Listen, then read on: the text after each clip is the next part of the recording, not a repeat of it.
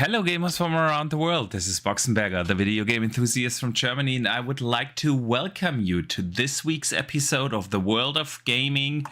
And today, Dutch, it's always exciting when something bigger happens in this industry, and we had a Xbox partner preview today, basically just before we started the show. So it's gonna be awesome to talk about all the stuff that got announced and everything else that happened this week in gaming. But first, I want to welcome our awesome community. A big welcome to you guys. Big welcome to everyone who listens after the fact, either here on YouTube or on Spotify, Apple Podcasts, wherever you're listening. Pardon me. Welcome to this week's episode of The World of Gaming. And Dutch, my man, how are you doing today? Yeah, not bad.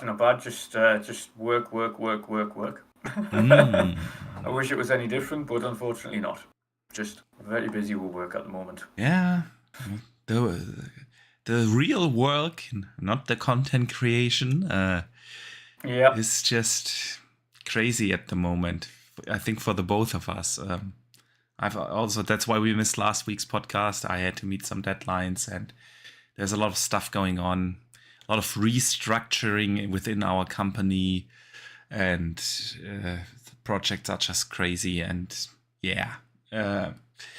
but that's why I'm always excited to play some games to distract myself when I find the time, and especially in talking about all the stuff in gaming with you and this awesome community. And that's what we're gonna do today. And we have a lot to talk about, so let's get right to it.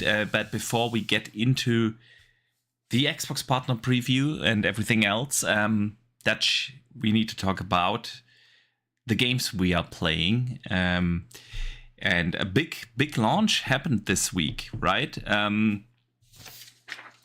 Crimson Desert is finally here. Yeah. Have you had the chance to play that? No, I'm passing on it, and the only reason I'm passing on it is just because of its sheer size. Nah, it's not an excuse. I don't have the time. I really don't. I wish I did. I don't. You will if you would start it. So what have you been playing, man? This week, literally, well, actually, it's been 2 weeks since we've done a show, but to be fair, not much. I've just been playing a little bit. When I have played anything, I've played like an hour or so here and there of Pokopia or Pokemon Leaf Green. Just literally diving in, having a quick hour, and then coming back out again. I haven't, and this is for all of the other consoles, I haven't switched on the Xbox or PlayStation until, to be fair, the only time I've turned the Xbox in is right now to put the show on the big screen whilst we talk. I haven't turned them on for weeks, which is unfortunate. It's just I've just so much on. So yeah, for me it's Pokemon Pokopia, and again I think I mentioned that a couple of weeks back. It's one of them games you can just jump into, a bit like Minecraft, and just relax, do a couple of little things, go and build something, go and uncover some new monsters, and then save and come off it again. Yeah. It's nice and easy, and likewise, everyone knows what the original Pokemon's like, so you know exactly what that's about. So, other than that, I haven't really been playing games. What I have been doing, though, because I haven't been in a gaming mood, is rewatching Peaky Blinders. Uh-huh. So obviously, because the new Peaky Blinders film was on Netflix, which I watched. Yeah. And thoroughly enjoyed it. I haven't and then went back seen and started that watching the yet. series again. Yeah. Have you not? I had not. Well, I watched Peaky Blinders. Yeah. Like years I ago. haven't watched the film yet. But not the film. I'm not in the. I'm not in the watching mood at the moment. I'm fully immersed in Crimson Desert, so. Yeah. But since you mentioned it, that it's like Minecraft-like, did you see that Minecraft Dungeons 2 got announced? I did. That's something that I am happy about, because I did enjoy the first one. It was really good, especially their first attempt at doing a dungeon crawler like that. Yeah. Thoroughly enjoyed it. So it's going to be interesting to see how have learnt from the first game and what they're going to kind of do to the second one to make it a bit bigger and a bit more brash and add things to it. But no, I thoroughly enjoyed the first one, and I'll definitely be playing the second one. Yeah, 100%. man. I'm excited as well. I'm going to play that with my kids. Couch co-op, Yeah. you know. That's going to be awesome. I also enjoyed the first one. It was not very deep in its mechanics. No, it was Diablo Light. It was Diablo Light, exactly. Yeah, but kind of fun. So I'm looking forward to I mean, when you put it on the really hard difficulty levels as well, then it got interesting. Yep, true. But yeah, that's gonna be an awesome family game, right? And I'm excited. It comes out this year, actually. Yeah, and it came out of the blue. I honestly completely forgot about Minecraft Dungeons. And I really wasn't expecting them to do a whole nother one. So yeah, me neither. I thought they are done with the franchise because it felt like it didn't really do wonders, like numbers wise for them. Yeah. So I was honestly surprised to see that come back. Yeah. I'm really surprised so far though, on the Minecraft topic. I'm really surprised that they still haven't came out with the Minecraft version 2. The actual Minecraft version 2 so far. Yeah, but I think that Minecraft became this thing, right? What would they do with Minecraft 2? And how would you... I mean, it's more from a technological standpoint because, yes, Minecraft is technically an everlasting world. But there are still some limitations to that world, and in terms of fidelity-wise and performance-wise, still has its limitations based on its original JavaScript. So, moving away from its original JavaScript and unleashing its limitations could bring some interesting things to it. I feel like that it would be so super hard to move people over to a Minecraft 2. I mean, the one good thing about original... Yeah, but the one good thing about it, and even the one good thing about the Java version of Minecraft versus the Windows version of Minecraft was that you were able to transfer your worlds from one to the other. So if they were able to do that and say, okay, you can still use your old worlds on the new Minecraft when we release it, then I think the transition wouldn't be bad at all. Of course, they've got Minecraft Realms, which allows people to have their own server things online and create their own worlds that way. So it would just feed into that. Yeah. Except this is the newest, more up-to-date version and allows them to do things. But it would be super easy and super simple. And another side note for that is Minecraft was never an expensive game. It was like $15-20 at most. Yeah. Even in its heyday. And the majority of people have already got it now. If not, everybody's got it. It's one of the most successful game IPs in history. So yeah. So you never know. You never know. But again, really glad that Dungeons 2's coming out. It was just a nice surprise. Absolutely. I'm really looking forward to that. But at the moment, Dutch, I'm so super happy about Crimson Desert and the choice to actually buy it, because I was also a little scared about its sheer size. But man, is that game good. And the support it got already a week after launch. They've released major patches that solved already a couple of the issues, Things like they added a lot with the latest update. They added a lot more fast travel points, for instance. A lot of the reviewers complained about after dying in a boss fight, you had to rewatch all the cutscenes that were prior to the boss fight. They've fixed that. It's the response, the input lag got solved. So they are already very heavily supporting the game, and even in its current state, I absolutely love it, man. It is a massive open world, but it feels so alive. It's insane how much. Because I was like, when we read that prior to the launch, right? The map size, like, I don't know what it was, 5 times the size of Red Dead 2, and stuff like that. I was like, man, I don't want to spend 100 hours in a huge open world that is completely empty. But that's absolutely not the case. There's so much to discover. Around every corner you find stuff to explore, to investigate, to... I think the only thing people that I've seen complain about it realistically has got nothing to do with the worlds per se. It's mainly the controls for combat and the extensive list of controls for combat and things like that. The combat controls isn't the issue. It's the general controls, because you can do so much stuff in that game. It is a very complex control schematic, because they have these mechanics similar to Zelda Tears of a Kingdom, right? Where you can like lift certain things up, move them around. You can charge your spirit, do punches, special jumps, all that stuff. The combat itself is actually fantastic. It's exactly what you want it to be, right? There's basically like 2 buttons, light attack, heavy attack, and then you can do certain combos, of course, of those. You have a lock-on system and a parry system, and that's about it. So the combat is actually really, really good. And when you learn certain skills, it becomes even better. The combat itself is fine. The problem, and that's basically the only problem I also have with the game, is it does so much, and you can do so much, and that makes the controls so complex, right?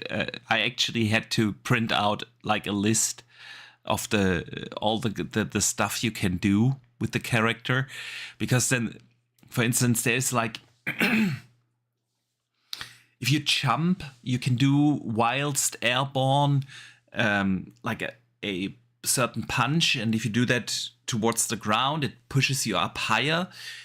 And you learn that in the tutorial in the first hour somewhere, and then you don't need it for 20 hours. And then in chapter 5, during one mission, you need it, right? And you've completely forgotten about it, that your character can do that. And then once you figure out or remember and figure out, oh, there was something. Yeah. Okay, how do I do that? And then you have to look it up online, or I have a printed out list here now. And I think that's my only complaint about the game. Yeah. But the rest of it is so good. This world feels so super alive. It invites you to just wander around, explore different areas, to find certain stuff, find great side quests, find everything. It is...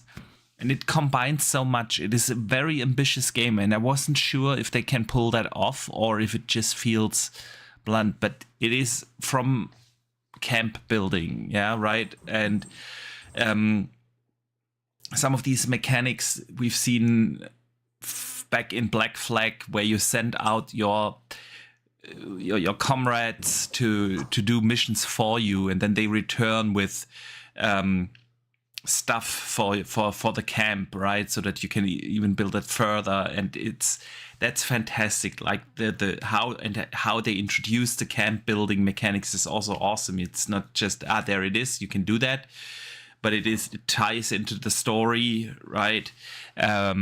It really is well done. Then you have all the crafting stuff. You can craft, of course, tons of stuff. It's nothing very revolutionary that we haven't seen in any other game, but all these mechanics that when you're walking around, chopping wood, mining ore, do all that stuff to get the respective resources. It's an entire game in itself, right? Then, of course, you do have all these riddles in there, like very similar like to Tears of a Kingdom, right? You have very similar moves like in Tears of Kingdom, but those riddles are not too hard, right? not too easy either. It's perfect, and there are tons of those scattered across the world, and sometimes you need to do them to unlock fast travel points and so on. And it feels just so rewarding because there is around every corner something awesome to do. Then you have the regular RPG stuff, upgrade your loot, your skills, you have a respective skill tree. You don't get like experience points that you get to spend, but you have to actually find certain artifacts by doing missions or finding them scattered across the world to upgrade your skill tree. And all that in itself, every mechanic is nothing new, nothing haven't seen before in other games, right? But it is the sheer mass of different systems that come together in this game without overwhelming you, and that makes it very, very special, right? There's a bounty system similar like in GTA or Red Dead. There is like all these systems, we've seen them before, but they are now mixed all together in one game, and it just works. Because I feel that is sometimes the case with some games, right? That they try to do too much and then it isn't fun anymore. But it absolutely is in this game. I've seen a lot of complaints about the story not being on Witcher level, right? Yeah. I mean, that's probably true. The story itself isn't like super fantastic, but it isn't bad either. It is a good story that suits the world and the purpose, and some of the side stuff, some of the faction quests you can do. There are also factions in there, yeah. Fantastic. Honestly, really, really good. And you can, and it's drop dead gorgeous. I've played it now. I bought it on Xbox because it's Xbox Play Anywhere, right? So I've played it on Xbox. I played it on my PC, and of course I played it on the ROG Xbox LEX. And it runs so good and looks so good on all these systems. Honestly, it's a very well optimized game. It's not completely without technical issues. There are sometimes you have these little pop-ups or collision errors, but it's really nothing game-breaking. Performance-wise, it is really good. On console, you have like 3 options. You have the quality mode, the balanced mode, and the performance mode, which gives you the option of 30 FPS, 40 FPS, and 60. I'm playing at the balanced mode at 40 FPS on console. And that's what I recorded. The gameplay that we are watching now is exactly that. Balanced mode, 40 FPS. Perfect. Without screen tearing whatsoever. It feels super fluid. It's still super sharp because the resolution is noticeably dropping when you put it on performance mode. So on a technical level, absolutely fantastic, insanely beautiful landscapes. Honestly, the last time I was blown away by such a beautiful landscape was actually The Witcher 3. And before that, maybe Skyrim, where you just wander around, you walk in these medieval villages, right? And you have these alive worlds, the NPCs living their daily lives, they react to you, you can react to them. You can't just run around like a madman through certain towns, because if you like ride someone over, right, or so,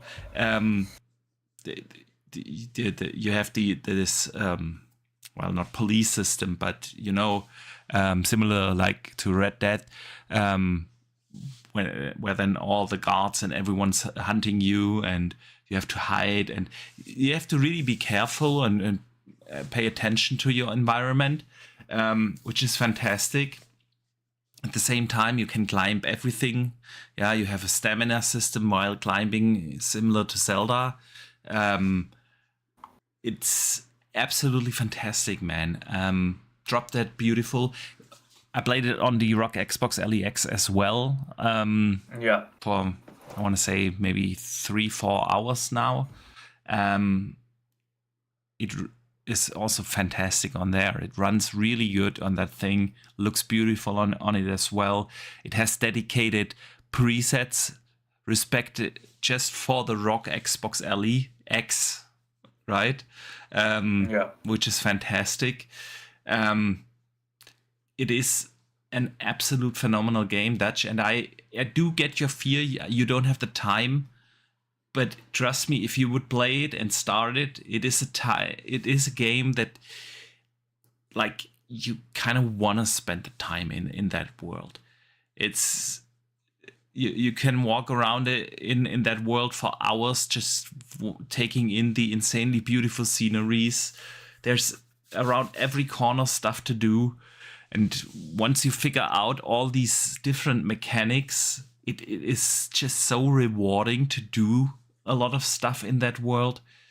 I am absolutely loving this game. I've spent now, I want to say, like 25 to 30 hours already in the game. I'm up to chapter 5 out of 14 chapters. But that's because I've been doing so much side stuff. It's just so rewarding, and some really awesome boss fights in there. Like, every boss fight is very different. They are so perfectly orchestrated, right? And really very different. I fought a boss where you had to basically fly all the time, like jump in the air and use the wind breezes to catch the boss and do stuff in air whilst airborne. You have I had one boss fight that was heavily relying on like parrying stuff. The next boss fight is just brute force, hack and slash. And so every boss fight is super different, but but very unique. And I was a little scared that it is a little bit too difficult for such a game doing that, but it really isn't. I am, on the contrary, there are no difficult settings. Yeah. And sometimes, but that's maybe just me because I did so much of the side stuff. I feel like I'm too overpowered, you know? Currently, you never know yet. You might have a massive difficulty spike later on. Yeah, could be. But so far, absolutely not. It's very fair in its difficulty. And yeah, what can I say, man? I couldn't recommend it more. It would be absolutely right up your alley. It is. The main thing is it lived up to your expectations? It super surpassed my expectations. It is. Well, that's all that matters. I was excited for it because it looked cool, but I was a little scared because they are trying to do so much with the game, and they absolutely pulled it off. Yeah. I'm having a blast. It is better than I expected, and it is definitely a game I will be spending a lot of time in it. But after finishing Resident Evil 7, I was for a few days like, I don't know what to play. I wasn't in the mood. Too much work and so on. And then this game comes along and it sucks you in. It reminds you of why you love gaming. Yeah. And it is absolutely fantastic. I couldn't recommend it more.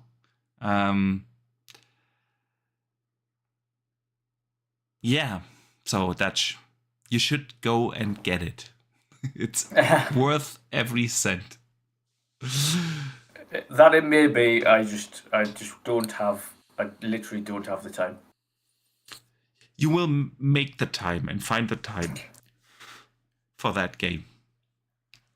But yeah, so I haven't been playing anything else other than Crimson Desert ever since it came out. as much as I can. I know I've seen people already online who spent 150 hours in the game within like a week or so since it's out. That's not me. I don't have that much time, but I'm already 25, 30 hours or so into it, and I will be spending easily above 100 hours in that game. And so far, there's nothing on the horizon that shows me that I will not be enjoying every minute of that game. It's fantastic, man. Yeah, Grim. That's my spiel on Crimson Desert. Simply talking about it wants me to just shut down the podcast and go play it. But we're not doing that. We are not doing that. We haven't even properly started with the podcast yet. So, yeah. All right. Indeed. What else? I mean, in terms of actual topics this week, it is going to be somewhat shorter because, of course, there are news to speak about, and of course, we had a lovely little show to talk about today as well, and then some little snippets of smaller news items from around the last week or so. So yes, where are we beginning, Boxy? Let's start with the Xbox partner preview. I mean, that's the big thing that aired earlier today, right? Like a good hour before we started the podcast. So before we go through the games that they've shown, what were your general thoughts on it? Yeah, it was all right. I literally was watching it on the way home from work with the volume off, and so it was just literally just watching what was on screen and seeing it. But I mean, it was all right. It was all right. There's a few little things that looked quite cool. Filled in with a lot of smaller indie titles, but yeah, overall it was all right. I'd probably maybe just give it a 7 out of 10. I would actually put it maybe an 8 out of 10, somewhere in that ballpark. I didn't go in with much or many expectations or high expectations. I was like, okay, this is gonna be, but there was obviously, like in every of these showcases, you have a bunch of games, some weird indie games and stuff that are absolutely not for you. But I was surprised about a few things, honestly. There were some really cool looking games in there. A lot of Game Pass stuff. I mean, you said it before the show. You expect that kind of from an Xbox showcase, right? But still,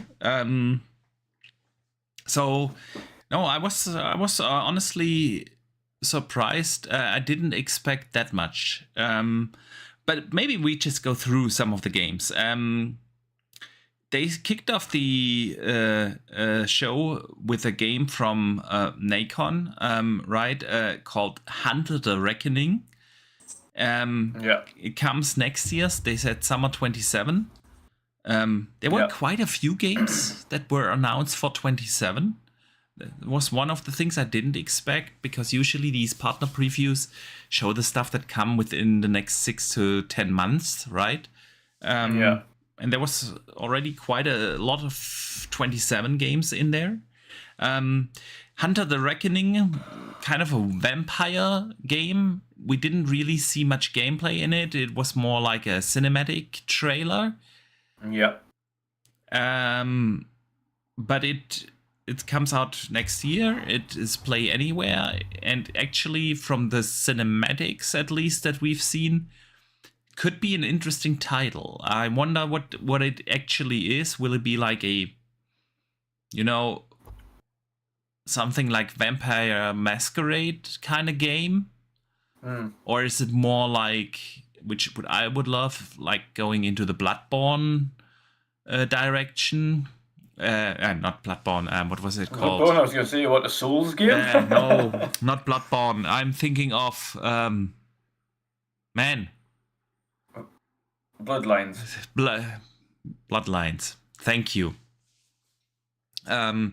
So I would like that kind of third-party stuff, third-person stuff in there. Well, we didn't see much, but I'm intrigued. We haven't had a good vampire game in a while. And I think it'll be a while till we see Blade. Or at least get Blade. Because I think we might see it this year at the June showcase, but it's definitely not coming out this gen. Yeah, I mean, they went super quiet on it, so I can't see it coming out this gen. No, I think maybe they will show off Blade. Yeah. But I mean, next gen is here in 1.5 years, right? So, but maybe it is a launch title. Maybe it comes out in 28. But I don't think that we will get Blade anytime soon. But I think we could see it this year. Yeah. Then Wuthering Waves was shown. What did you think of that? Yeah, I mean, I've seen it a little bit before, so kind of exactly what I expected it to look like and expected it to be. It's not a game I'm personally excited for. I'm happy for those who were dying to see it. I've seen a few comments under the Xbox stream thing itself, kind of wishing to see it. So, yeah, it's like I say, it's not one that I'm personally excited for, but I'm glad they showed it for those who were wanting to see more of it. I mean, it comes out July this year. Yeah, that was the new. It comes so obviously to Game Pass. I think that was announced before that or before the show already. It's one of those games I would never buy, but since it is in Game Pass, I might give it a try, because sometimes I'm not the biggest fan of these comic-looking Japanese brawler action kind of. What is that genre?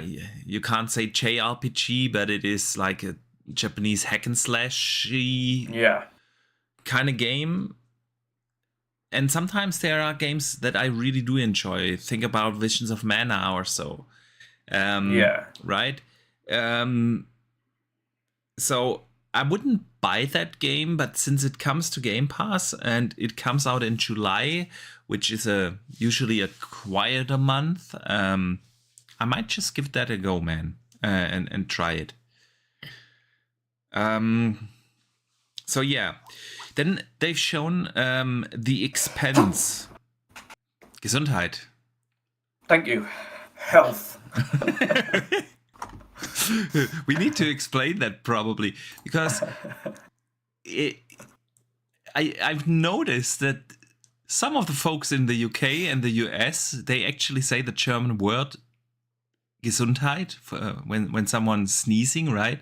And it was like, I don't know, 2 years ago or so when Dutch asked me what it actually means, and Gesundheit basically means health. Yeah, so you're wishing someone health. Shouting health at them. Health! Yeah, that's basically what we do here, right? Yeah. I mean, it's the best wish you can grant or give to someone, right? Yeah, so... all right, where were we? The Expense, right. I thought that looked fantastic, man.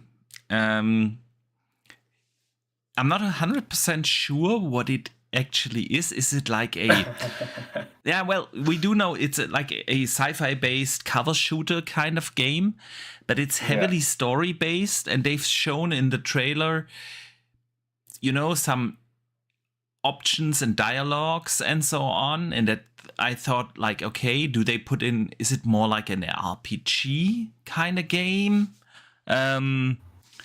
if maybe something like a Mass Effect Lite or something. But everything they've shown, like from story to gameplay mechanics, a third-person Gears of War kind of style, cover-based shooting, to having options and dialogues and choices that you can make, looks fantastic, man. Visually, it's beautiful. Is it actually based on the TV show The Expanse, or no? Zero relation. Zero relation. No, it comes out in spring 27 to Game Pass, and there's going to be a closed beta for it in April. I need to check that out, how to apply for that. Didn't have the chance to do that prior to the show. But they announced a closed beta over on Xbox Wire. There are news on how to get in there, and I want to see more of that game and see what it is, because I thought that was one of the surprises for me and the highlights of the show. The Expanse looked really, really good. What were your thoughts, dude?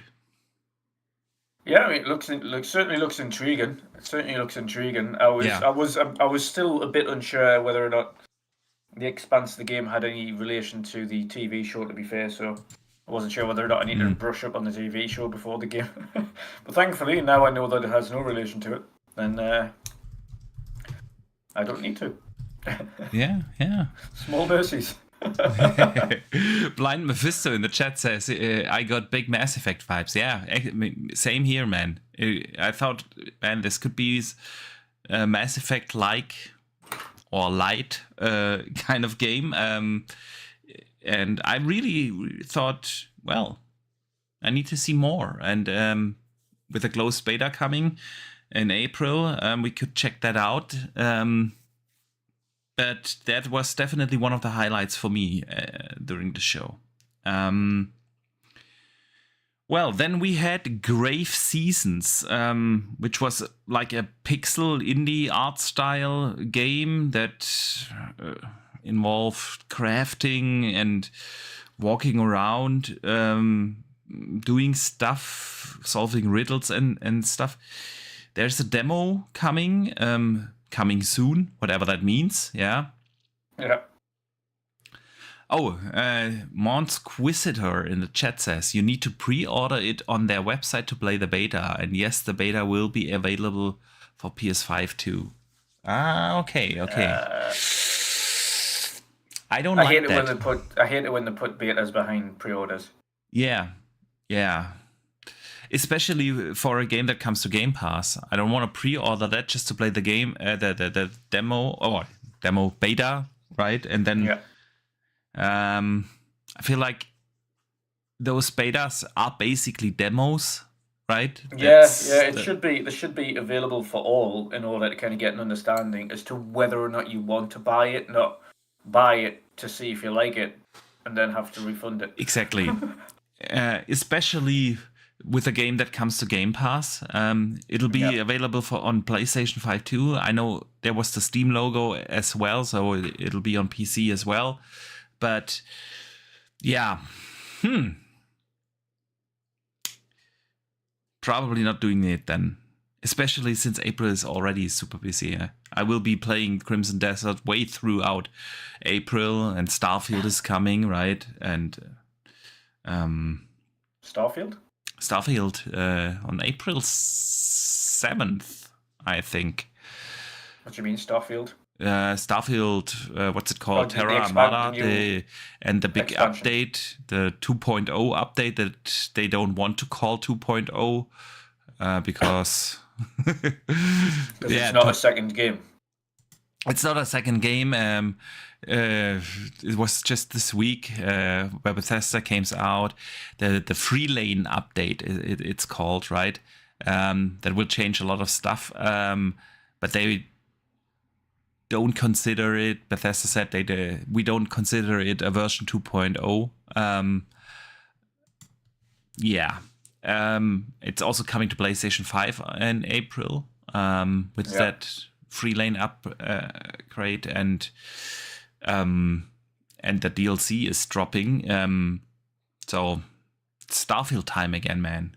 I'm excited for it.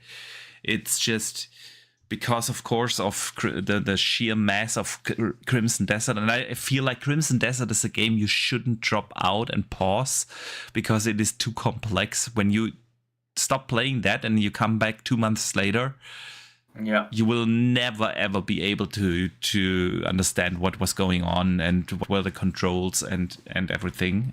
So I might not play it on April 7th, but as soon as I finish Crimson Desert, I'm really looking forward to play Starfield again, and to see what they are going to change.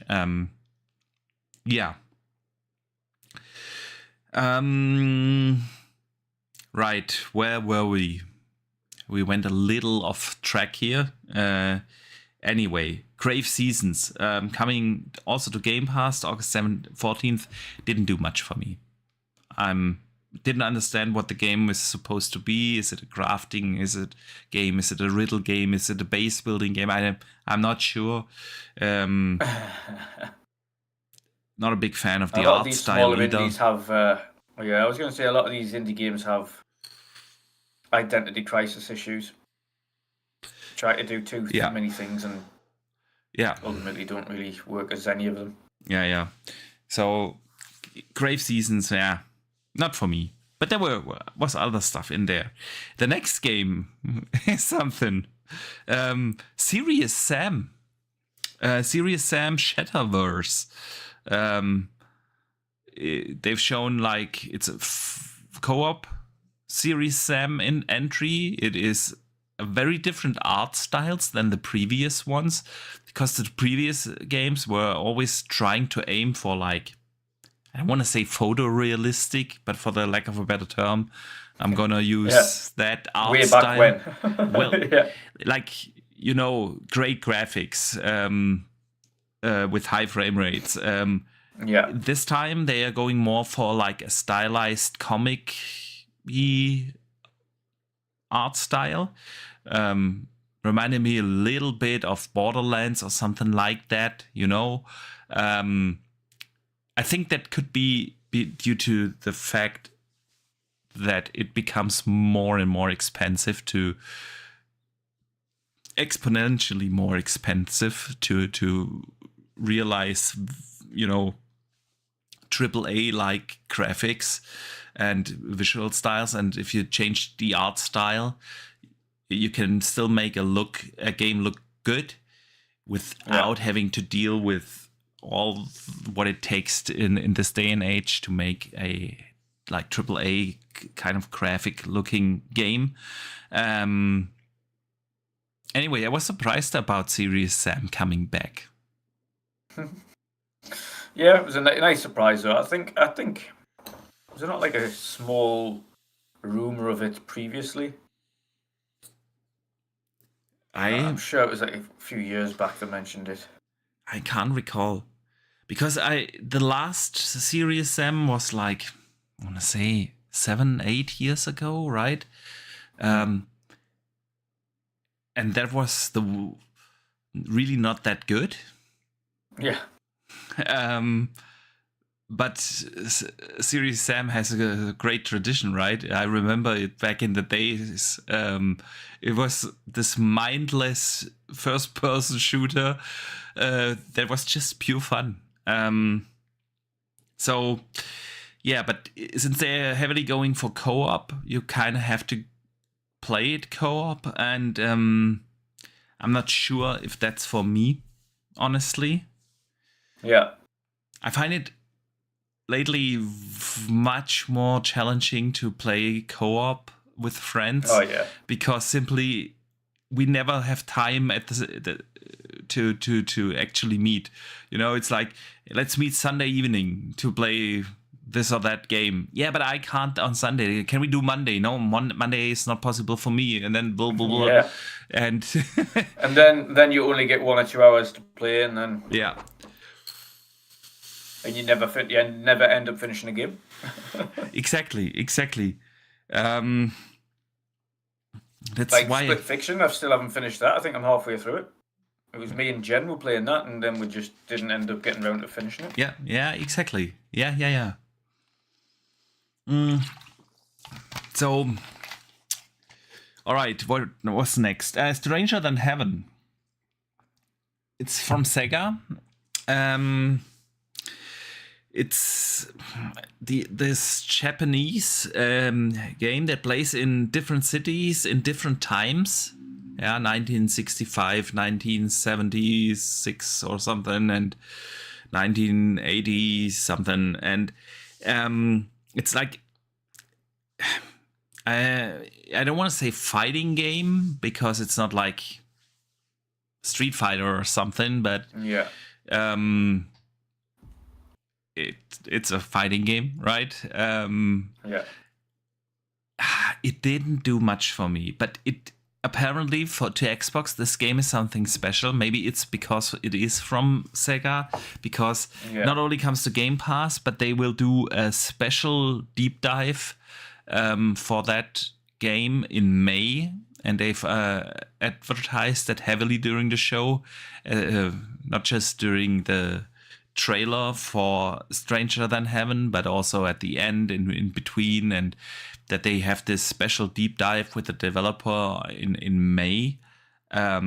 Maybe it clicks then, but this time I'm not sure. It didn't do much for me. Yeah, I can agree with that. Exactly the same for me. It didn't, especially on first glance, it didn't do much for me.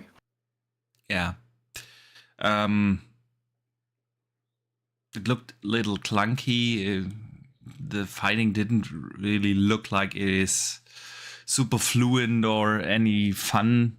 So I wasn't really convinced there. But that's okay, because the next game I'm excited for, that's Super Meat Boy 3D. Yes. Yeah, man. Yes, bring on Super Meat Boy 3D. That's gonna be awesome. Absolutely. Funny trailer as well, with the guy ripping off his shirt and destroying his equipment. Show for me. Game of the show. Yeah. Comes out actually next week, right? March 31st. Coming to Game Pass as well. That's a game I'm definitely going to play. Looks super fun. Cannot wait. Gonna be nerve-wracking difficult though. Yeah. But fun. But fun. Absolutely. Then there was a game called Forever Ago. An indie game published by Annapurna. Coming fall this year, also to Game Pass. It was this indie game with the old guy. Honestly,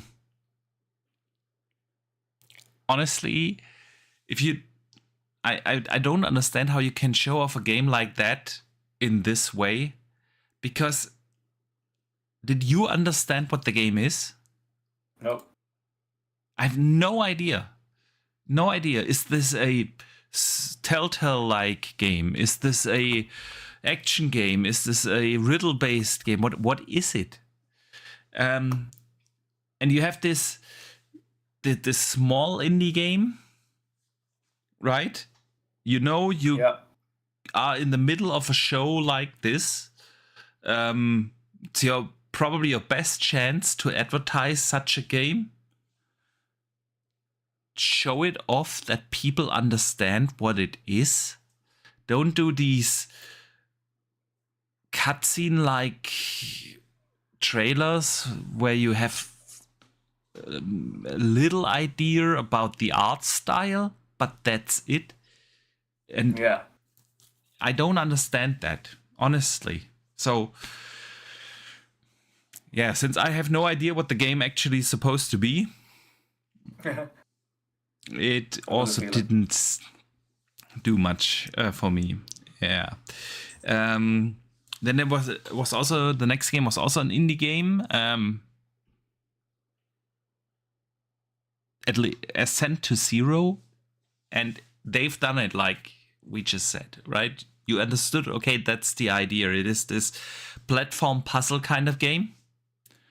coming July Yeah. 13th in Game Pass. It is nothing that got me like super excited, but I do kind of enjoy those kind of games sometimes. And with Game Pass, no harm in trying if I find the time in July. But again, July is easier because not too many releases in the way. And then there is the next game I'm really excited for, and that's Dispatch. I have it on my wish list on Steam like forever. It comes to Xbox in summer this year. Dispatch is this Telltale-like game that came out last year, Steam only. It's now coming to Game Pass. It was like one of the best reviewed games of last year. And to everyone who played it said it's like an absolute amazing game. It is, again, it's a Telltale-like game, but we don't get these Wolf Among Us kind of games anymore from Telltale, right? Obviously, after the studio shut down, but Dispatch is in that vein. It's about superheroes working in an office, and apparently it is really, really good. And I'm absolutely in the mood for such a game. And I have it on, again, I had it on Steam, my Steam wish list like forever, but I don't know why. Can't really tell you why I didn't pull the trigger already. Maybe it's because I don't want to play such a game on PC. I want to play that relaxingly on my couch in the evening. But yeah, that one I'm looking forward to. What are your thoughts on this, man? To be fair, I don't really have many thoughts about it. A lot of the indie games I kind of looked at and I was like,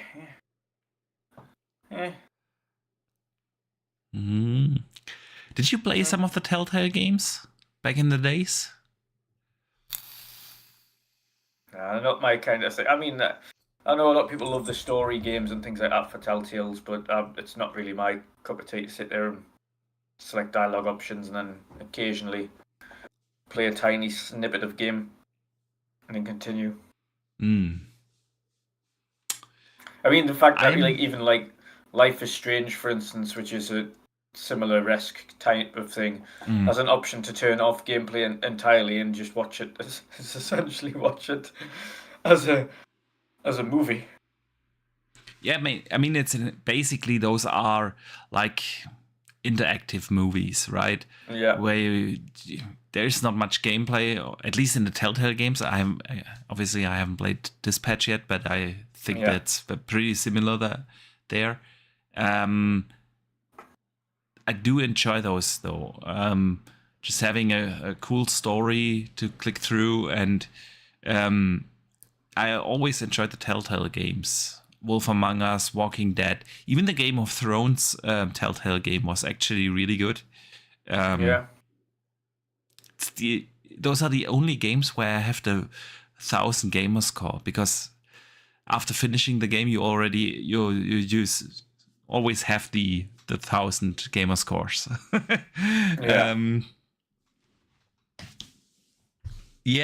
So Dispatch coming. That's cool. Alien Deathstorm was shown. That looked cool. That looks really cool. Yeah.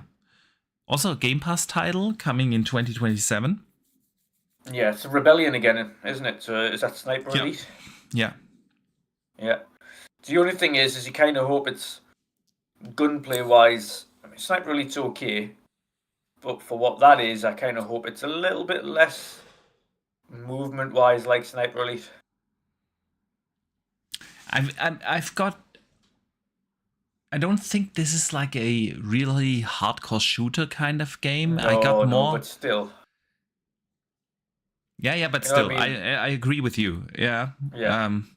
but it looks fantastic visually wise. It has these horror elements in there, right? Yeah. A little bit like Alien Isolation kind of vibes is what I got. And that really looks cool with this environmental interaction of the storm over your base or what it is. That really looked cool. But we have to wait a while. It comes out in 2027. It does. It does indeed. But that definitely looked cool. Then we had a couple of weird indie games shown off. Frog Squad. It's like a party brawler kind of like game coming in June 26, also to Game Pass. And there was this kids game, Bluesies, also fall this year in Game Pass. Both of them didn't do much. Then they've shown off Stalker 2, the expansion, Cost of Hope, coming summer this year. It's gonna be Play Anywhere, not included in Game Pass though. It's an expansion though. That's I don't. Yeah, they never usually keep them in Game Pass. Yeah, that's very true. Not even their first party titles do have the expansions. First party titles have expansions in Game Pass now. Yeah. It's part of the way to get money. Yes.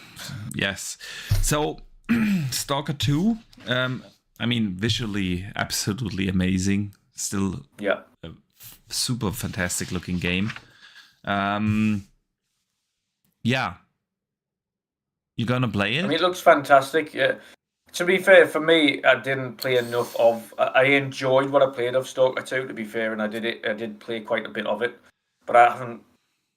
When I put it down, I didn't go back to it, and that's not because it was a bad game. Yeah, it was just because some more things came out, and I jumped on other things, and I didn't go back to it. So same for me.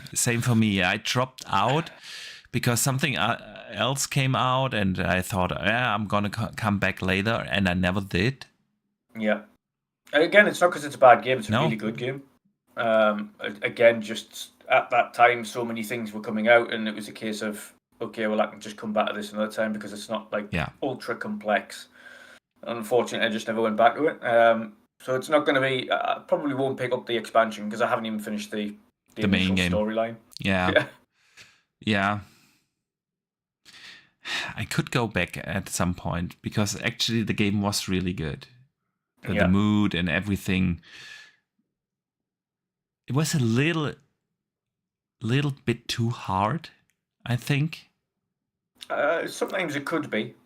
You kind of got a little bit.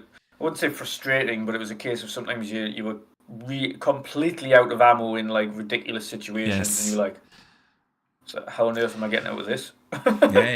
Yeah. That was a little bit.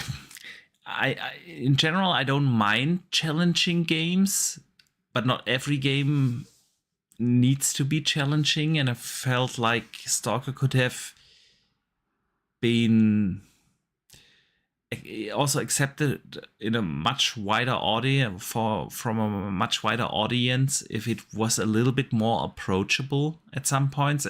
And I know it's difficult with a game like Stalker. A little bit less forgiving with the ammunition would have been fine. Yeah, because I mean that's part of the thing, right? The zone is a danger zone. It is like, but at the same time, it could be a little bit frustrating at some points, and I feel like, So I'm probably as well not going back with the DLC since I haven't finished the main game. But it's cool that it's coming, that they still support the game. That's fantastic, especially given under the circumstances they are still developing it. I just remember this one section. It was like I had to go and rescue this girl, get some guy out the tower or something from a tower in this small village after I'd gone through this mine shaft, and after this initial cutscene bit where I was trying to escape, then guards turned up, But whilst the guards were fighting me, then also wildlife decided it wanted to get into the action, and so I had to deal with like rampant wildlife that was trying to kill me, just me, not the other guards, as well as then also having to try and fend off the guards that had guns. So I was like, this is getting a bit ridiculous. Yeah. Kind of just hiding and hoping for the best. Yeah, and then the constant search for ammunition. Yeah. Yeah. Still a good game though. Yeah. Yeah. Musa Dirty Fate was announced. It is one of these Japanese games that play in Japanese feudal time, right? Like an action hack and slashy kind of game. Yeah. That actually looked great. Is that the one with the plague on it? What do you mean with plague? At the start, it was like there was a load of people infected and Yes. plagued and things. Yeah. Yeah. Yeah. I mean, that looked interesting. I thought that might have been like an expansion for a current Japanese feudal game that we might have had before. Yeah, that's my only thing with it. It feels like we've gotten these Japanese feudal action hack and slashy kind of games quite a lot. We've asked for them for a while, and then all of a sudden we get a lot of them. And yes. Like, okay, that's a bit much. but it definitely looked interesting. Coming in 2027, also to Game Pass day one, which is always great. Yeah. Then we had Goldman. It's another indie game with an old guy, but this one is actually a jump and run kind of game, maybe Metroidvania-like. Coming this year, gonna be Play Anywhere. Not in Game Pass though, but I kind of dig these 2D Metroidvania like jump and run kind of games, and it actually looked interesting to me. So depending on when it comes out, if I have the time, I might check that out. I'm going to go with Boxy doesn't check it out. Why? Because I think it will probably come out alongside something else, and then you'll also have forgotten about it by then. That's sometimes the problem with these kind of games, right? Yeah.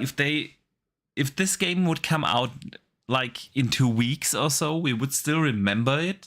But if it comes out like holiday season somewhere, when all these other AAA games come out, you will just not hear anything about it. And then you just forgot about it. Yeah, and you'll not even realize it's released. Yeah. Most of these, unfortunately for these indie games, is once they're being shown on these things, everyone's like, oh, that looks cool. And then it releases and no one even remembers that the game exists. Yeah. True that. That's unfortunate for some of these developers, especially the indie developers. Take that as an advice. Your indie game does not need like a 6 months in advance announcement. No. It needs to be announced with a cool trailer or at a cool showcase like this, and then you release it. If you're showing it off at a showcase, have it released very quickly afterwards. Exactly.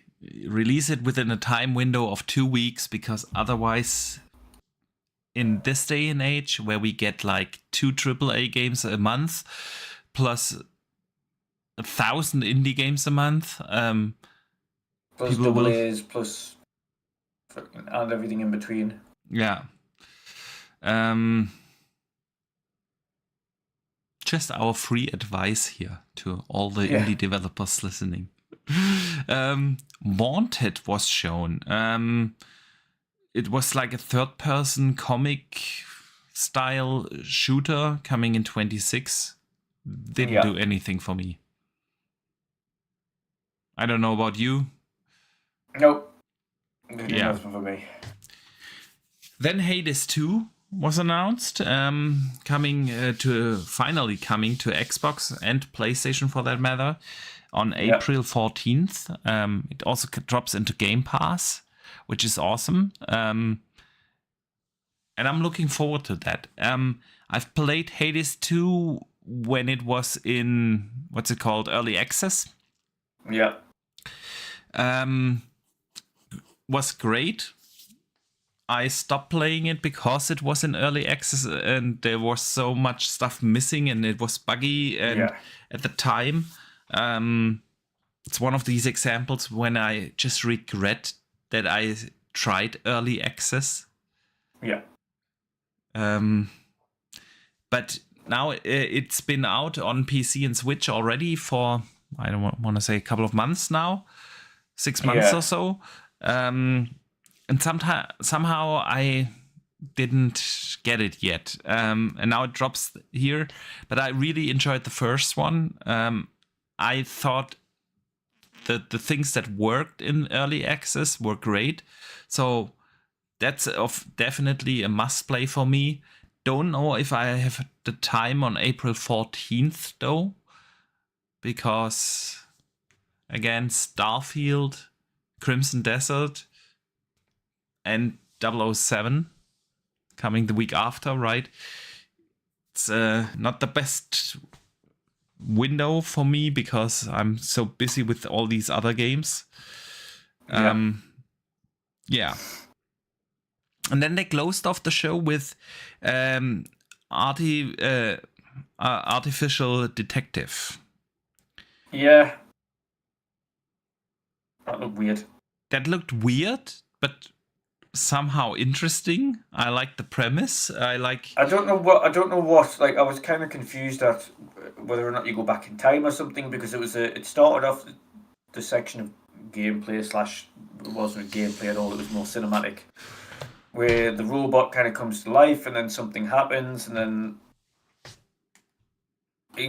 it reverts back to him waking up again and then something else and then gameplay kicks off. I'm like, is it a case of like it kind of loops and then you die and it loops and you start another thing and then you loops and you start, I don't know. I couldn't quite make out what the premise of it was. Yeah. I think you would find out obviously if you played the game. I like the setting. I like the idea. I like the art style. I thought the combat that they have shown that looked like it still needs work, but they have time, right? Because it comes out in 2027. But that could be definitely one of those games that could surprise you.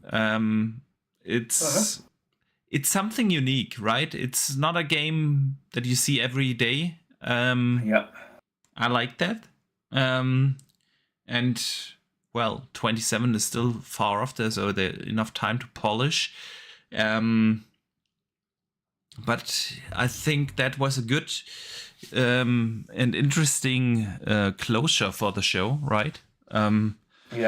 So yeah, man. Overall, the showcase was good. I think would give it maybe an 8 because I didn't expect much, and there was quite some good stuff in there.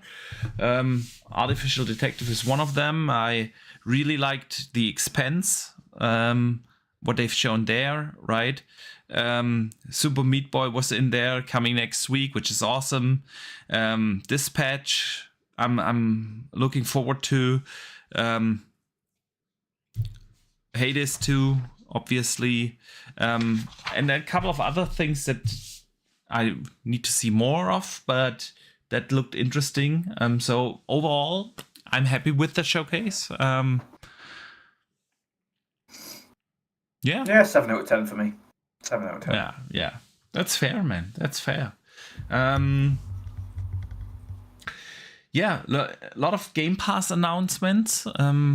Maybe we could use that as a segue, man, because into another topic, Game Pass. Apparently, earlier this week, it was reported that Asha Sharma, the new Xbox boss, right, is looking in making Xbox Game Pass more enticing by offering lower priced tiers. Dutch, what do you think of this? Do we need lower priced tiers for Game Pass? No. No, because it just confuses matters even more. Like, we already have the base model, which includes next to nothing, and then you have the mid-range, and then you have ultimate. Yes. So you've got base, premium, ultimate. That's it. That's 3 tiers is enough. No other subscription service has more than 3 tiers. There's no need for more than 3 tiers. What I did say before the show, and we're bringing it now, is I think the only other model that could work in this subscription specifically would be if they had an Xbox IP version of the subscription only.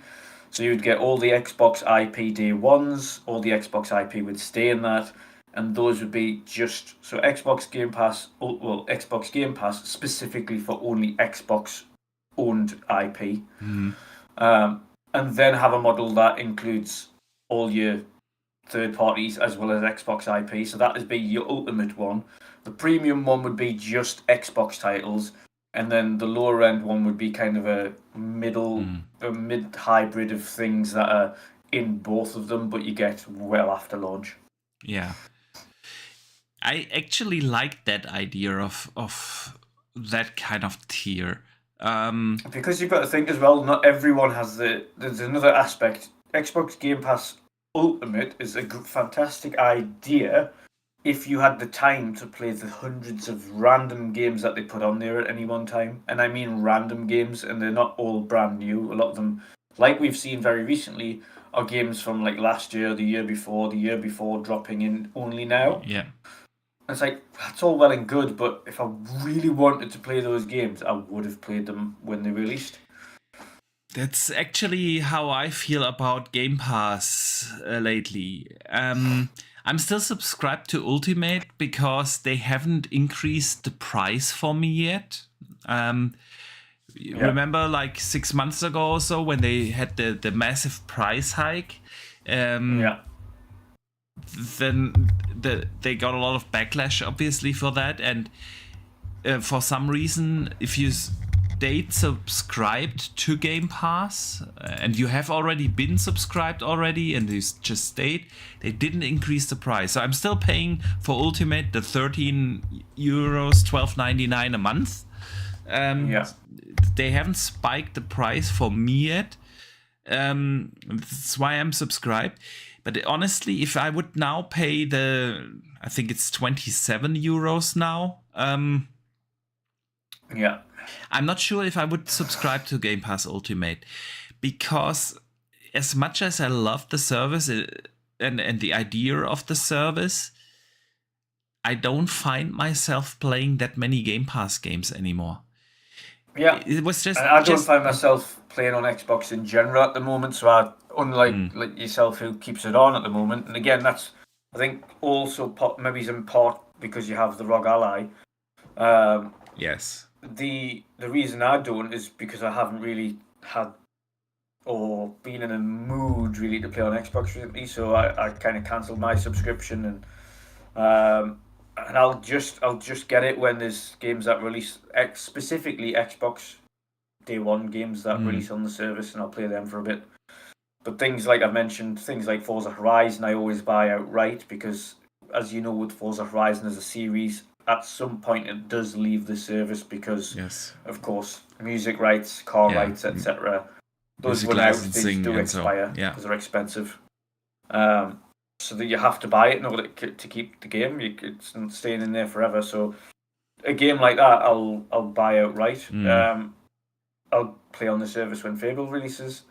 I'll play on the service when other first party games release. But that's the thing. At the moment, there's no need. Like there isn't anything that's making me jump out. Like we were talking about this beforehand as well. The last game I semi-played, and I mean semi-played, I played it for maybe an hour or so. High on Life 2 was High on Life 2 for like an hour or so. Mm-hmm. Before that, the only game I played all the way through that was on Game Pass was Expedition 33. I have played games from Game Pass in between. There was Ninja Gaiden and Outer Worlds 2. Oh, I've played little ones, but what I mean, like actually full on played all the way through. Yeah, I played the those. last game that I completed. Yeah. Yeah, but that's the thing. I'm only playing, not only, but mainly playing the day one releases, right? It was like just this week when they announced the latest patch of Game Pass games that included games like Resident Evil 7 or Disco Elysium, right? And Final Fantasy 4. And those are all I great look at games. some of these lists and I'm like, but I own all these games. Exactly, I own them. I played Resident Evil 7 or bought Resident Evil 7 like 6-7 years ago when it came out. Yeah. It was just a couple of weeks ago when they dropped Cyberpunk in there, right? And everyone went like crazy, and I was sitting there like, guys, we are talking about a 5-year-old game. That is fantastic. I'm nothing against the game, but I've played that 5 years ago. Yeah. I can't get excited that it's now in Game Pass because I already own it. I own it twice, actually. I own it on PC and on Xbox. And when I realistically look at it, over the last couple of weeks, the games that I've played, I'm playing now Crimson Desert, obviously not in Game Pass, right? I played Resident Evil 7, Resident Evil Requiem, right? Not in Game Pass. And that continues through the games that I've played. And when I realistically think about it, what Game Pass games did I play that came into the service? It's always or almost only the Xbox only games. I tried High on Life 2 as well, like you. I dropped out after an hour or two. Yeah. Didn't do much for me, the game. And like the initial trailer for High on Life 2 looked a lot better than what we ended up getting. Yeah. And I played the game and I was like, this looks absolutely nothing like what I originally thought they were going to go for here. I thought it was Same when here. I first seen the second trailer, it looked so much more improved in terms of its visual fidelity and things like that, and I was like, okay. And I thoroughly enjoyed the first one. I did enjoy the first, but I didn't play much. So when it comes to Game Pass, it really becomes harder and harder for me to justify it. It's okay for the $13 that I'm paying now, and as long as I'm paying that, I'm going to keep that. But realistically, if they increase the price for me to 27 or 26 euros or whatever it is now after the price hike, I'm not sure if it would be worth it. I mean, that's kind of weird to complain about that right after such a showcase where we get like Hades in 2 weeks, right? Which is definitely one I'm going to play, and Super Meat Boy. But then that's why I end up kind of weighing it up, and I'm thinking, but ultimately, if I'm paying 20 odd quid a month, all the likes of Planet of Lana 2 and Super Meat Boy and Hades gonna keep me in the service? Yeah. No. That's the thing. I think with they're the not like by price themselves. increase, with the price increase, buy they them put out, in the Fortnite stuff, right? And all that stuff. I'm not using that. I'm not using all the great games they drop in Game Pass that are 5 years old because I have already played them and do own them. Like your Resident Evil that just dropped the other day, right? That, and then, I mean, of course, Forza. I'm going to play that through Game Pass. That's cool, but I could then subscribe for a month to it. And when Gears comes out or Fable comes out, I'm also gonna subscribe for a month. It's similar like I do with the Ubisoft Plus thing, right? I always get Ubisoft Plus for a month whenever they drop a game I want to play. Because realistically, this year, in January, February, and March now, I have not played that many Game Pass games.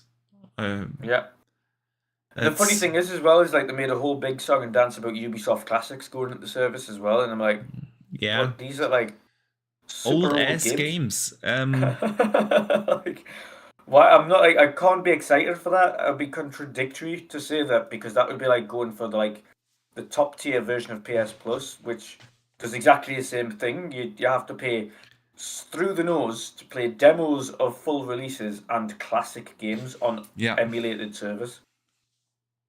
That's not something to shout off the rooftop about. And ultimately, like I say, if you're going to do like a rework of the subscription model, for me, I think what would work best is to have the premium model be specifically just Xbox owned IP and Xbox Day One as the premium one.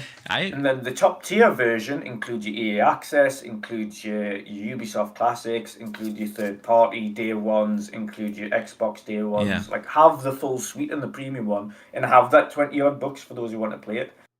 But have the mid ground one is specifically Xbox IP that Xbox own. That's it. And then the lowest tier one can be like a kind of a drip feed of things from both of those services so that you kind of get a kind of taste of what you can get in the big service. Yeah, exactly. So that would also be my advice to Asha to if she actually wants to tackle the tiers that they have. Don't add a fourth one. If you change tiers, remove one or substitute one, and make a tier that has the stuff in there that people actually want. Because that's also a thing. I have not seen one person being excited that we have the Fortnite thing in there and the Ubisoft classic thing in there now. And for that reason, we pay double the price, right? And the middle tier removes the best thing about Game Pass. And that is the day one drops of Xbox games, right? I don't need the dozens of 5, 6, 7-year-old games that they regularly drop. I don't need that. The funny thing is, Boxy, if they had a tier where it was just Xbox first-party IP, first of all, it wouldn't get added to that often. Mm-hmm. But second of all, they would also continue to make money on old IP, regardless. So it would easily cover the cost of new IP. Yeah. Because those who only want the Xbox IP would be continuing to pay for a subscription just to get the online play, which should be free anyway, the online play and Xbox IP only. Yeah. I'd pay for that service. Absolutely. Fine. And it would be significantly cheaper because you're not having to pay off all third parties for it. Yeah. And the thing is with subscriptions is this in this day and age, it's kind of hard to get the right price point. Definitely the 27 euros that they want now is too high for a subscription service because 27 euros, you do not let that run in the background. I know. Just because you... Yeah, so... You know, it's like a cheap mobile phone contract. Yeah. Like, you have to think about it. So, and then this is the one part, and the other part is you are in competition with all the others. And people get this subscription fatigue, right? If I look at my household, it is nuts what we have on subscription services. Yeah, we have like Netflix and Disney Plus, and then of course we have Amazon Prime. We have that because of the ordering stuff actually, but you have that, right? Then you have your Spotify subscription, and it continues. And if you add that all up, it is crazy what we pay a month for subscription services. right? I went through a culling of subscription services not too long ago, and that included PlayStation Plus and Xbox, and included Amazon, included Disney Plus, and like I just got rid of all of them because I was like Amazon I can just get as and when. If I find a load of things on Amazon I want to get, I'll get Amazon Prime for a month. Get the delivery stuff so it's next day delivery, so I don't have to wait for a while, and then that's it. Then just cancel it. I'm like, okay, if I need it again, I'll just get a month's worth again. See, usually I'm too lazy to subscribe for a month and unsubscribe, and I feel like most people are like that, right? You just let that run because of the $10-12 you're not going to go through the hoops to subscribe, unsubscribe every month. But of course it adds up, and I think that's where the fatigue comes from, right?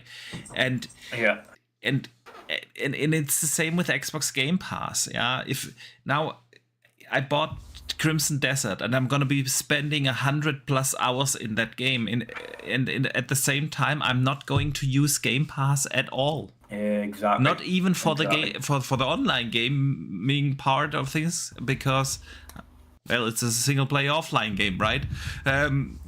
So I'm not gonna use it for the next 4 weeks, which I'm busy with Crimson Desert, or 3 weeks, or whatever it takes me, right? But then 007 comes out, and I'm going to play that, and I'm not going to play a Game Pass game then. And then the Starfield DLC comes out, and that's not in Game Pass, right? So I'm going to be playing that. And then, yes, there's Super Meat Boy coming next week. That's the one. But that's also a super cheap game. I could also just buy that for the $20 or whatever it costs, right?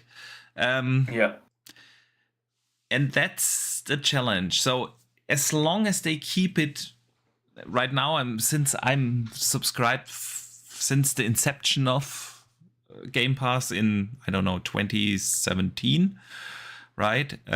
They haven't increased my price. They did increase the price for my brother the other day. He was also like subscribed forever, and if I for the $27 that he's paying now, no, I would Ubisoft that's what it was for me. Like mine changed to the new price, and then it become a point where I was like, can totally understand. If it was the old price, I would have just let it run. But at the new price, I was like, I just honestly don't. At the moment, I definitely don't use the service like I used to. That's totally fair. For that reason, I'm temporarily out. Yeah. The beautiful thing about subscription services is that you don't have to have them at all points. You can choose to dip out for a bit, and as and when things change, or if you feel like you want to play a little bit more, you can just jump back in. Absolutely. I mean, that's why I generally like the idea of that subscription service, right? Because of course there are certain games that I have discovered that I would have not bought. It's, for instance, Ball X Pit. Remember my addiction with Ball X Pit? Yeah, would definitely not. Wouldn't have bought that. I would never ever have bought that game. And then I ended up spending 100 hours in it after discovering it through Game Pass, and then I actually bought it. Because you need to support these single-person developers. But it is, and that's why I do like the idea of a Game Pass and the thing, but not at that price point. So if Asha is looking into that, actually make it worth it for gamers, and that's the problem with it, right? Because if you don't have every game that comes out in there, you will always have these situations where people are busy with other games that they bought, and and not everyone is playing like 15 games a month. That's not the case, right? All right. Dude, we didn't have the podcast last week because I was busy with work, and so we didn't have the chance to talk about that. DLSS 5 was shown by NVIDIA. And there were a lot of discussions going on, right? This AI technology from NVIDIA that enhances the graphics, or is supposed to enhance the graphics, right? A lot of controversy around that. Some people think it's a really cool tech. Others really hate it. I've never seen a DLSS backlash like that, because usually whenever they announce DLSS 1, DLSS 2, DLSS 3, 4, people were like, awesome, that's the shit. Yeah, we get better resolution, we get the frame generation, we get a better path tracing, we get all these enhancements. And now with DLSS 5, it is a massive backlash for NVIDIA. So what were your thoughts on this, man? Yeah, I mean, I just think it's all well and good having this AI enhancement for graphical fidelity, but when it completely changes the look of the character, like completely changes the look of the character on screen, where they look absolutely nothing like the original character, it then goes into the realms of essentially removing the original artwork that the character has, the designer has done, or the artist has done, to create that character in the first place. And then, and for that reason, I'm kind of against it. I don't like where that's going, where it's kind of essentially completely redoing the artwork that somebody has done and changing into something that it is completely doesn't resemble anything that the original artwork looked like. I mean, I don't like it for that reason. That's the sentiment I've seen from a lot of people, because it definitely makes or changes the visual art style. And they've shown, for instance, from Resident Evil Requiem, the changes, and suddenly she looks like an AI generated character. I see it a little different, though I understand that. That people do not like that look. Me neither, honestly. That the look itself makes everything look like AI generated slop. But then, on the other hand, it is also a very impressive technology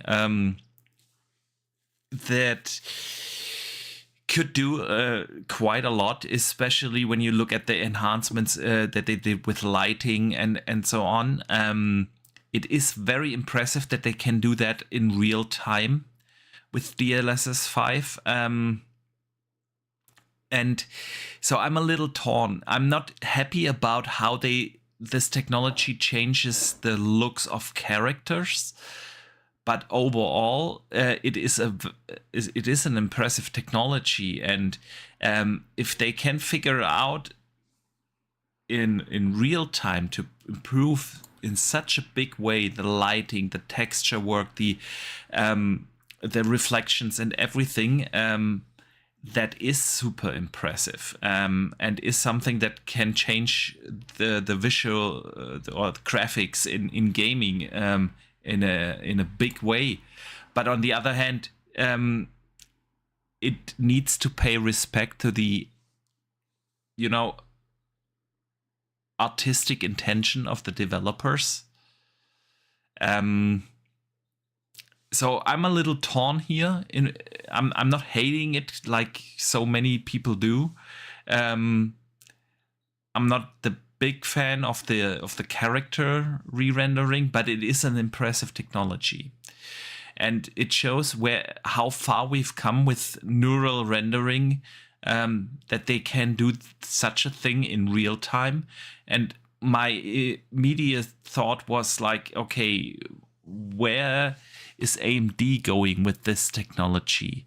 Because the next gen consoles, obviously the PS6 as well as the Xbox Helix, will have an NPU that will support neural rendering on the chiplet, and I wonder if they will try to do or go into a similar direction. What do you think? Yeah, I mean, it's likely. I think it's likely it'll probably go into that direction at some point. Yeah, I mean, the technology is definitely very interesting, and and the progress that technology is making is great. Again, my only thing about the entire situation that I didn't like was simply that thing where they were just kind of completely changing the art of the original characters. I think that needs to be kind of toned down significantly. As much as I it's more to showcase, okay, this is what we can do. I think it would have been better to say, okay, this is what we can do with the environment more than the characters itself. Yeah, absolutely. All right, Dutch. Before we get to the community questions, we don't want to be like Jeff Keighley and not talk about this. And that is Sony shutting down yet another studio. Yep. I bring that up because, just the other day, a random employee from Xbox left the company and announced it on LinkedIn, and Jeff tweeted about this, right? And at the same time, PlayStation shuts down yet another studio, and nothing. Yeah. Not a single word. So, yeah, we want to talk about this. PlayStation is shutting down Dark Outlaws games. It's this newly founded studio, like 2 years ago, from the Call of Duty zombie creators that left Activision, right? And built their own studio. Sony had them at one of their showcases 2 years ago, invited, and this is now part of our family, and it's going to be awesome. And the devs also talked about that they made great progress with the game, that they had something special going on there, and now Sony's shutting down the studio yet again. That makes it in this gen, they've shut down 9 studios in total. And I just wanted to ask you, man, what's going on with Sony? I don't think anybody knows that. It is so weird, I don't think right? anybody knows what's going on with Sony. It is so weird. Yeah. They, when you look at their pipeline, which we've talked about this on prior podcasts, right, is ridiculously empty.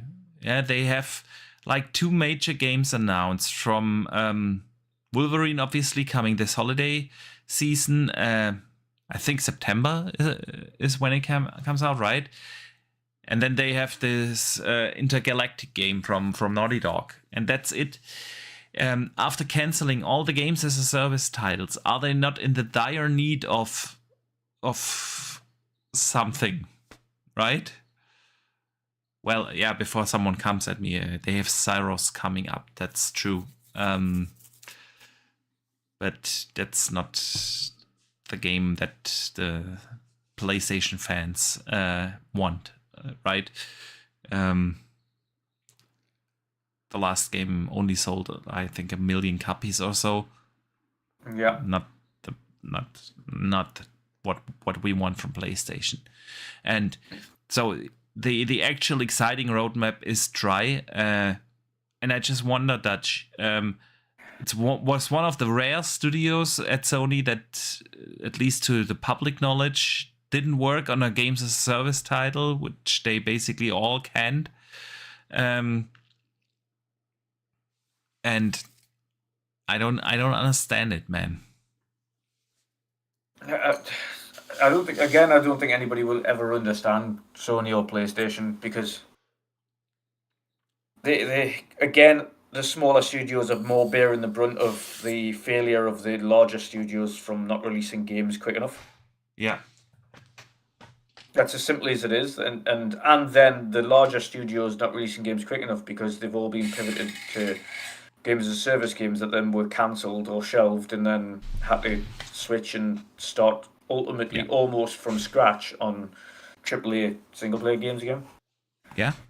And then pretending that they hadn't been. Yeah. Oh, we've been working on this a while. No, you haven't. Don't lie. Sinceres in the chat says, looks like Sony is trying to get lean in a major way.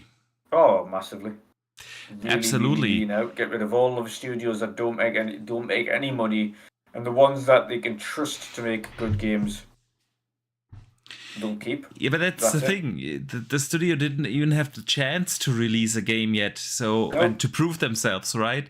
I feel like you can make your company too lean, because then you end up having like a handful of great studios that release a AAA game every 5 to 7 years.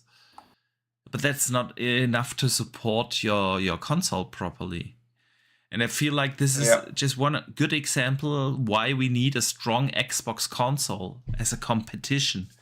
Because if they were like feeling pressure in the console space, they wouldn't behave like that. This is one of these situations where you absolutely need competition in order for them to do better. Yeah, I agree. Yeah. All right. But there is no competition. There is zero competition because Xbox believe they're not in competition with anybody.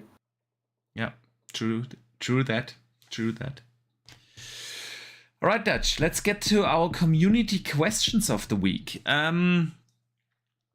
Like every week, you guys can write in. We put up posts usually on Wednesday on Twitter, YouTube, everywhere. You can write in questions or topics you would like us to discuss. We don't put it behind a paywall, so everyone can write in. And the first question of the week is less a question, more a topic suggestion that comes in from Stormplayer DX, who says Asha Sharma and Game Pass come to Netflix. That would be a good topic to discuss. Yeah, I've seen that. There's this rumor going on, Dutch, that Asha actually talked to the Netflix CEO and that they are discussing possible collaborations. And then suddenly the rumor popped up that Game Pass would be included in Netflix or vice versa, right? Yeah. So what do you make of this, man? I mean, I think it's pointless. Whoever has Netflix has Netflix. It's ultimately, I don't think it's going to bring down the price of either, and you'll end up with like an ad-supported version of Netflix, which nobody wants. Let's just be brutally honest. I don't think anybody wants the ad-supported version of any streaming service because no one wants to be having ads in the middle of a movie or a TV program. Is there a Netflix ad-based subscription tier? Yeah, there is. There is. Yeah. I didn't even know that. Yeah. And Disney Plus and Netflix and all of them. Listen, if they include Netflix into Game Pass, we are at this point again. Who wants that? It's divulging away from what Game Pass is. It's Game Pass. Yeah. Game Pass. We don't need Netflix, and they're like, oh, well, Netflix has games now for mobiles. And the vast majority of those games on mobiles are on every other mobile platform. It's not a store, it's just another feeder option. We are already paying. We just talked about that, right? 27 euros. I think it's $30 or something. For Game Pass, and we get a ton of shitload of stuff that nobody wants. You get the Fortnite stuff, you get the Ubisoft Classic stuff, and people do not want that, right? And if you subscribe to Game Pass, do you want a Netflix subscription with it, making Xbox Game Pass possibly, most likely, even more expensive? Of course, me personally, I'm I'm subscribed to Netflix, then I could cancel that and use it there, and maybe save a few bucks. But in general, I just want the stuff that I'm actually wanting to have in a subscription, not everything in there, and then have like 80% of the content that I'm never going to use, but I'm paying for. And it's not like I'm watching like 80% of the Netflix stuff that is on there, but there's always something to watch if I turn on Netflix, right? Similar with Game Pass, there's always something to play, but that's about it. I don't need the expensive Fortnite thing in there and drive the price up. So I'm not sure if that really is what they are talking about. There's the other possibility that because Netflix also has certain games, mobile games, mainly included. Maybe that's something where they could collaborate, right?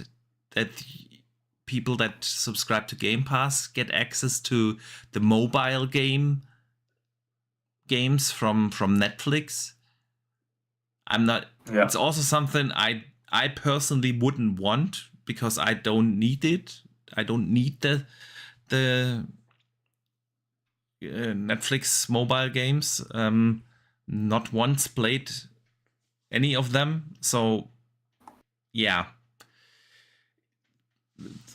This is a wait and see thing. I just hope that if this is a thing that they actually want to collaborate with Netflix, that it will not drive the price up yet again. Yeah. So. Yeah, but it will. Yeah, unfortunately. I just hope they just completely disregard it entirely. Yeah. Clued writes in and asks this. How do you manage the never-ending backlog when a 200+ hour game like Crimson Desert comes along? See, that's more balanced for you. I mean, it's just one example. Where the next big game, it's gonna be, I don't know, Forza Horizon, which will consume people, and then you have games like Fable that will also put people for 100+ hours in Albion, and my weird stance about backlogs. The backlog is not really a backlog. The backlog for most gamers is just a list of games they pretend they want to play but really don't. Because if you would actually wanting to play the games in your backlog, you would work on that, and then you would balance that against a Crimson Desert. Am I going to spend 200 hours in one game, or do I tackle the 10 games that I want to play in my backlog? And that's why I think this whole idea of the backlog is just a list of games people pretend they want to play. It's similar with my Steam wish list. Honestly, it's not a wish list, because then I would actually get to it and buy the games and play the games. But it's more like a reminder for me that those games exist and I haven't played them. But do I realistically want to play them? So, of course, I could argue I have 100+ games in my backlog. I could do that and argue about that.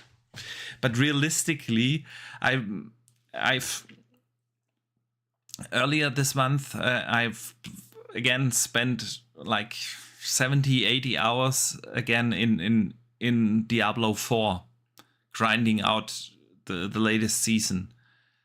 If I really wanted to tackle my backlog, I wouldn't play Diablo 4 again for such a long time. Yeah, it's just ridiculous to say. There are these games that I haven't played yet, and I probably never will. And that's why I don't have a problem with a game like Crimson Desert that comes along and will put me for 100+ hours into its world. I'm enjoying that, and there are just some games that do look interesting and that I might enjoy, but realistically I will never ever get to them. because I prioritize other games. That's just what it is. That's why I'm not really buying into this whole premise of people arguing of how big their backlog is. At the same time, people are spending hundreds and thousands of hours in Fortnite. And then they argue, but man, the backlog, there's just too much to play. And realistically, if they wanted to actually play the games, they could do it. Because, yeah. Maybe not all, but most of them. Yeah. Or what do you think, man? Yeah, I kind of agree with your sentiment, to be fair. Completely agree with your sentiment. Yeah. All right. Next question comes from Sith Lord. And it's also not a question, it's more of a statement. This week is the Chicago Comic Entertainment Expo. And I will meet the Master Chief this weekend. And I'm happy for you, dude. That's awesome. Very good. Very nice. Good. I've never met the guy. No, I don't think he might come over here, but if it is anything, it's London Comic Con. Yeah. I don't think he's definitely not coming up north anytime soon. Yeah. True that. All right. Septic sauce. I'll take that. It's my fault. Yeah. Septic because sauce is in the Xbox, chat. That's why. Yes, man. He says I blame Dutch because for I stopped Xbox playing dying. Xbox, that's why it's dying. Yeah. And I think that's a fair blame. Because you've been playing way too much on your Switch too, man. Yeah, I'm a Nintendo fanboy now. Yeah, that's the problem. That is the problem. That's why Xbox is dying. Yeah, it is. It's all my fault. Yeah, man. Because I cancelled my Xbox Game Pass subscription. That's it. It's all going tits up now. There you go. That's why we need Gas spread. back on the show, man. I need to reach out to him. The word spread. All right. That's it. Last question before we get out of here. From Syed Dawar Hussein, and he says, how much do you love Crimson Desert, and when are we doing a pineapple pizza party? Well, the last thing is never going to happen, because fruit does not belong on pizza. So, and how much do I love Crimson Desert? It's phenomenal. I did not expect to enjoy the game as much as I do. I'm absolutely having a blast, man. Glad you are. And yes, pineapple does not belong on pizza. Exactly. All right. Nor does any fruit for that matter. Well, tomatoes are technically a fruit. Apart from tomatoes, yes. Yes. I know. All right. So, with that, I think we can wrap this show up. I want to say a big thank you to everyone who joined us here today at the World of Gaming. I want to say a big thank you to everyone who listened after the fact, either on Spotify or Apple Podcasts or wherever you're listening. Dutch, before we let everyone out of here, any last words from your side? Nope. I'll try and play some more games before next week. We'll have on your Switch too. Discussion about games we've played. Yeah. We'll see where the mood takes me. Yeah. Well, I'll probably only going to play Crimson Desert. I can't wait for the weekend, man. Kids are going to grandma's, so plenty of time to play over the weekend, and I cannot wait. And then we will be back next week here at the regular time, 2 p.m. Eastern, 8 p.m. Central Europe, or 7 p.m. UK time, right? What is the UK time actually called? GMT. GMT, right. All right. Well, it was an awesome show. We had the Xbox partner preview earlier. some good stuff there. We will be back next week, and I hope you guys enjoy your gaming. Don't forget to game on.